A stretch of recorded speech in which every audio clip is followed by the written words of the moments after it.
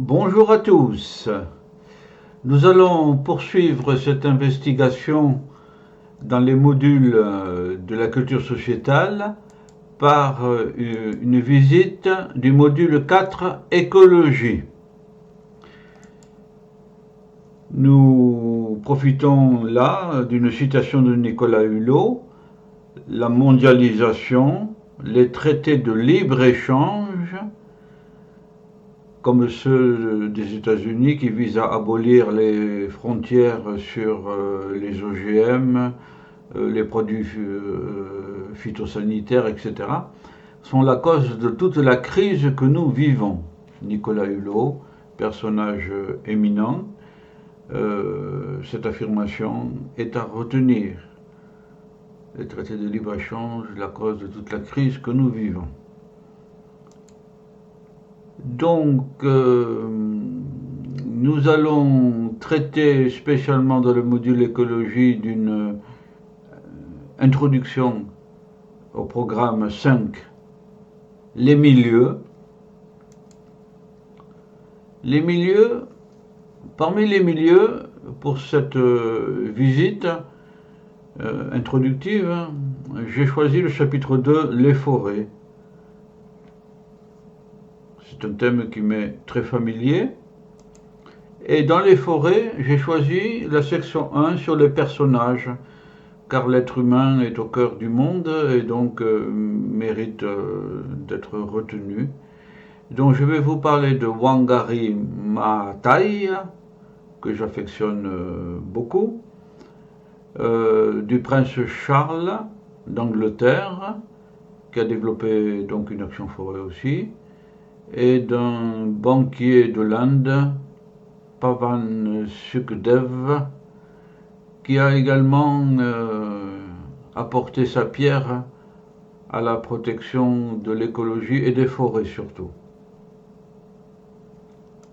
Le plan que nous allons suivre est le suivant. Pour Wangari Maathai, prix Nobel de la paix, elle a planté des millions d'arbres au Kenya. Elle a voulu reboiser 10% du territoire africain. La situation avant, on la verra. La menace des cultures d'exportation, c'est une menace car on ruine les cultures vivrières, le thé, le café, et la montagne elle-même est mise en culture. Je vous renvoie à cette citation qu'on a vue plus haut dans une autre vidéo sur la protection de la montagne.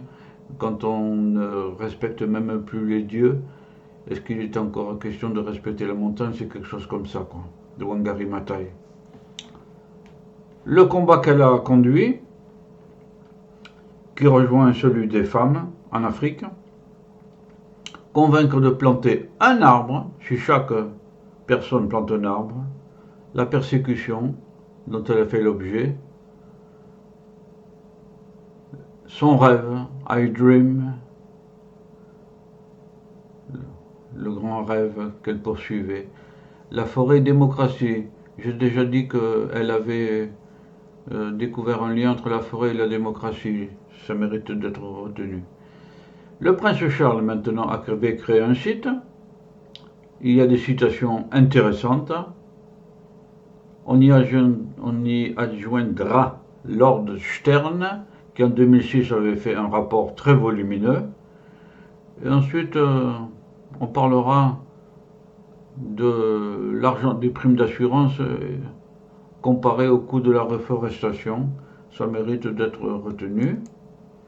Et enfin, on passera au banquier indien qui a fait un rapport, il a des idées, et ces idées peuvent se concrétiser dans des exemples au Panama et aux États-Unis. Commençons par Wangari Maathai. La voilà, elle est morte en 2011 déjà. Mais en 2004, elle a été prix Nobel de la paix. Elle a replanté des millions d'arbres au Kenya, son pays d'origine. Elle veut reboiser 10% du territoire africain. Grâce à cela, elle a obtenu des Nations Unies un programme de reboisement destiné à reboiser, c'est 10% de ce territoire africain. Évidemment, c'est un très beau projet, c'était une femme extrêmement dynamique. Avant, la forêt d'avant, c'était des forêts de bambou. Elle se rappelle des forêts de bambou qui s'étendaient à perte de vue. Du temps de la colonisation, il y avait 30% de forêt sur le territoire. Aujourd'hui, il ne reste plus que 2%.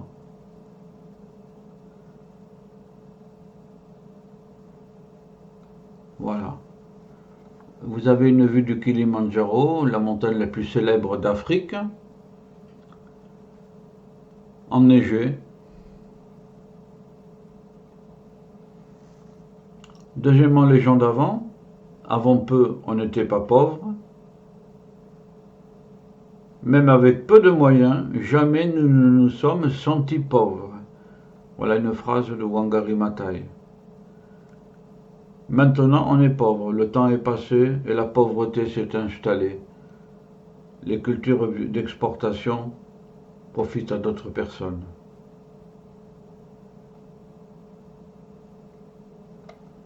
Et justement, les paysans kenyans peuvent planter des cultures de thé et de café qui autrefois étaient interdites.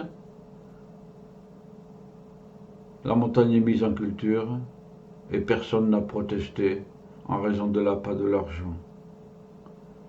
Voici un livre, là, un défi pour l'Afrique.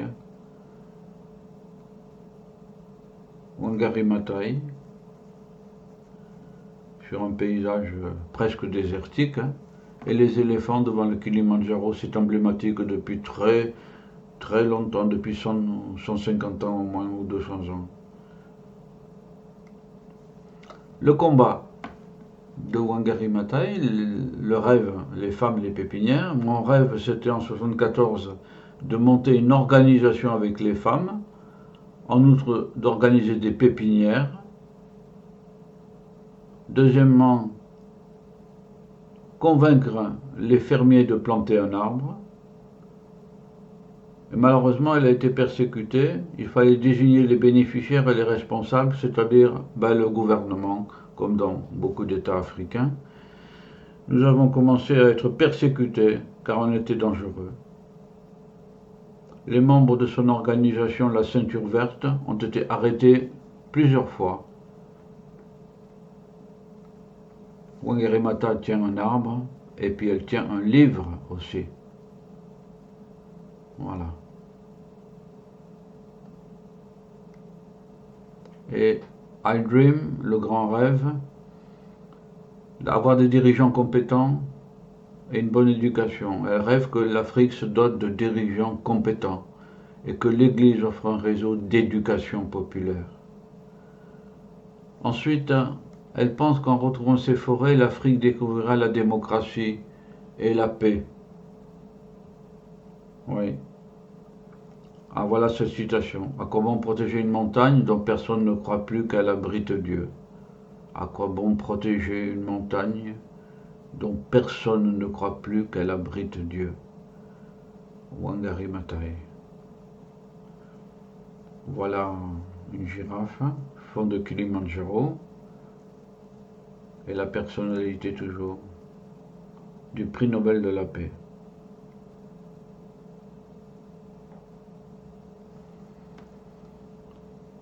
Ensuite vient la personnalité du prince Charles d'Angleterre, décédé il y a peu.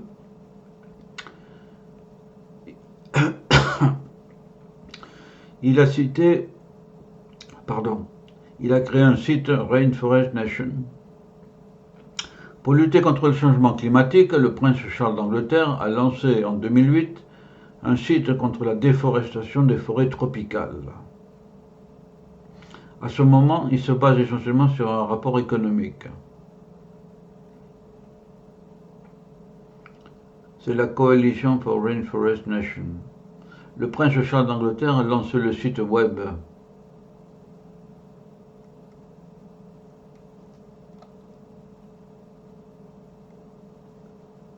Les citations du prince Charles sont particulièrement intéressantes, bien sûr. Arrêter la déforestation pour lutter contre le changement climatique. Arrêter la déforestation reste l'une des façons les plus économiques et les plus rapides pour lutter contre le changement climatique. Ça, c'est certain. Le rôle de la forêt dans la genèse du climat est connu depuis longtemps. Oui. Deuxièmement, en un peu moins de temps que je n'ai vécu jusqu'à ce jour, nous avons perdu la moitié des forêts tropicales.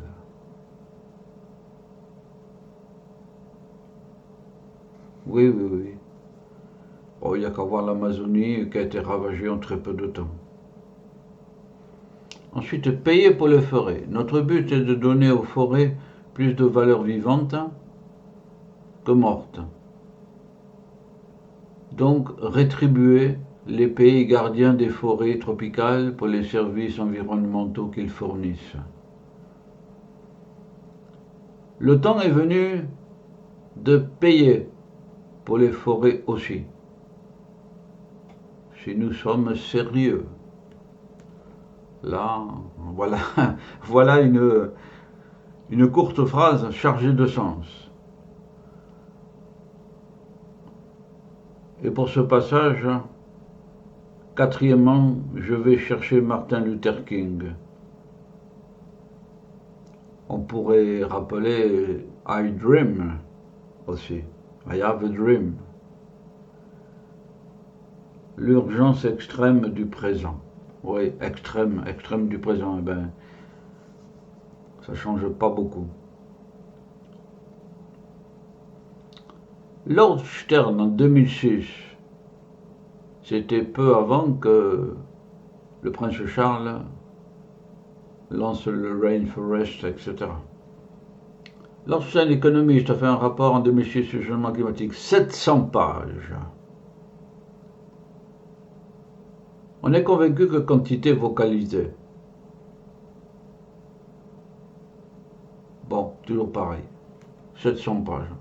Oh, le kilo de culture générale qu'on a vu au tout début, là. Une idiotie complète. Et ce n'est pas parce qu'on achète un livre qu'on le lit. Plus il est gros, moins on le lit aussi. Et c'est pas parce qu'on le lit qu'on le mémorise aussi. Bon, voilà la Chambre des Lords au Parlement britannique. Le Lord Stern, en allemand c'est l'étoile, bon, ben voilà, il a fait un grand rapport sur le changement climatique.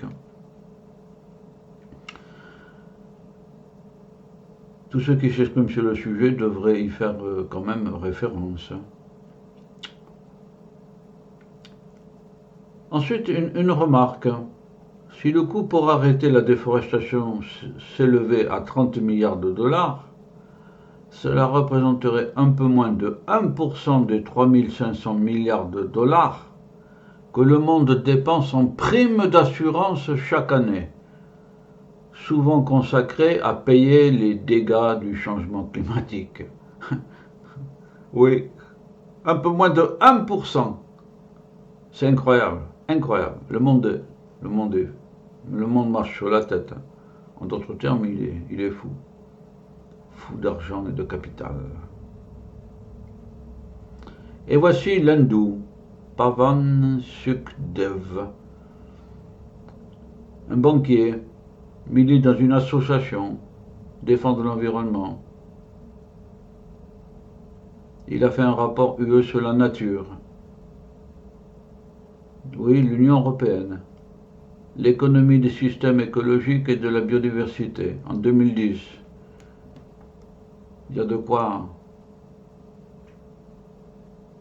quoi se souvenir de ça pour ne pas déposer encore de nouveaux rapports, de nouvelles strates qui répètent la même chose. Idée clé. Revaloriser, ça c'est toujours intéressant les idées. Revaloriser financièrement la nature. Il faut donner un prix à la nature. pour pouvoir la protéger, et ce prix doit correspondre à l'ensemble des services rendus par la forêt. Ça rejoint les idées du Rocky Mountain Institute aux États-Unis, une sorte de grand centre de recherche à statut presque universitaire. C'est pas une université quand même, hein. Enfin, en tout cas, c'est privé.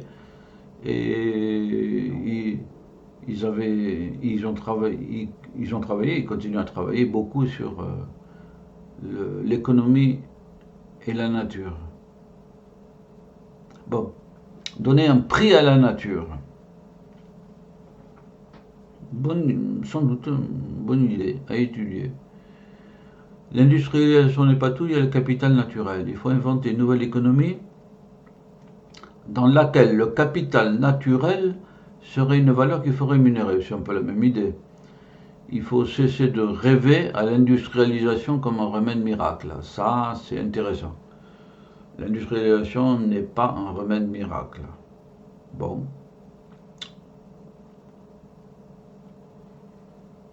À mettre dans tout le dossier sur la réflexion entre l'industrialisation et la société de services. Hein? Bon, on en a déjà parlé de ça aussi. Avant tout, la forêt, l'exemple d'Haïti. Il faut protéger avant tout les forêts. Haïti a détruit sa forêt et au bout de quelques années, 40% de ses terres productives ont disparu du fait de la sécheresse et des inondations.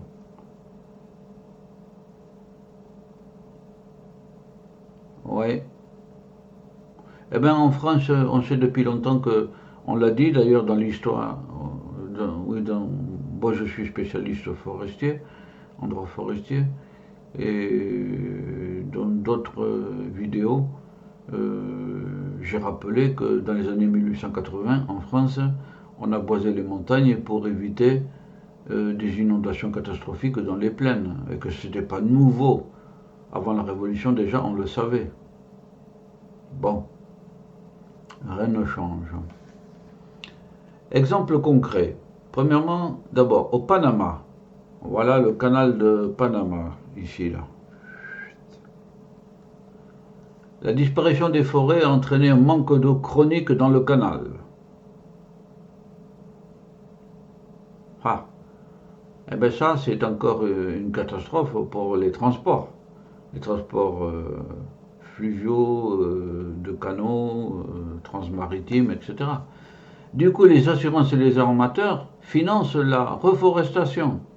Ça, c'est bien et c'est bien, c'est bien. C'est bien dans la mesure où ils apportent les capitaux et qu'ils ne demandent pas tout le temps aux États.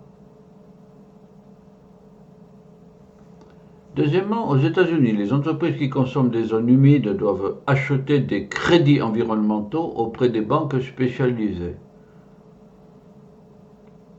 Oui, ces crédits financent la restauration des milieux naturels. C'est toujours la même idée que si vous causez un dommage à l'environnement, il faut le compenser par ailleurs.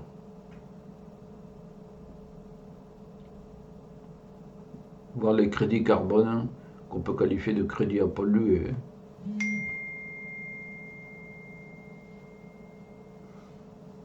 Journée mondiale des zones humides. Voilà, par exemple. Bon. Et bien sur cette dernière revue, nous avons achevé cette visite de ce module à travers un thème particulier. Dans la base générale des 800 heures de PowerPoint, après avoir vu ces trois personnalités, nous serions passés à une note de littérature très intéressante sur la littérature sur la forêt, avant de présenter les deux sessions suivantes, les problèmes de la forêt et les états ou régions bien plus volumineuses. Vous trouverez tout ça donc dans les PowerPoint qui suivent, dans le site de Culture Sociétale. Alors, nous en avons fini avec cette visite, cette introduction dans ce module sur l'écologie et l'environnement. Voilà, ça vous donne un aperçu du caractère fort intéressant. Vous ne connaissez certainement pas Wangari Maathai. Quand je passe dans les couloirs de mon université et que je rencontre des étudiants africains, Wangari Maathai est totalement inconnu. Voilà, ils viennent tous pour faire des thèses. Donc, au niveau de spécialisation, ben, ils ne connaissent même pas le prix Nobel de la paix kenyane, une femme africaine, Wangari Maathai, qui a eu une action colossale. Le prince Charles, bon, lui est connu, bien sûr. Le banquier indien, lui, est beaucoup moins connu. Mais Wangari Maathai, voilà. Bon, inutile de dire que l'ignorance règne et que c'est bien dommage. Voilà. Bien. J'arrête là d'être éternellement bavard en quelque sorte, mais la culture est infinie. Et donc, je vous dis au revoir pour une visite d'un autre module. Voilà. Et je vous souhaite donc une sorte d'allégresse à connaître les personnages que je viens de vous présenter avec leurs idées, que la démocratie, par exemple, est forestière. Voilà. Ça pourrait se connecter à l'idée que l'on enseigne dans les facultés, dans les universités, que la démocratie est née dans les forêts franques, au-delà du Rhin, les francs ripuaires. Les idées peuvent être mises en connexion pour découvrir la vérité. Voilà. Bien. Au revoir à tout le monde.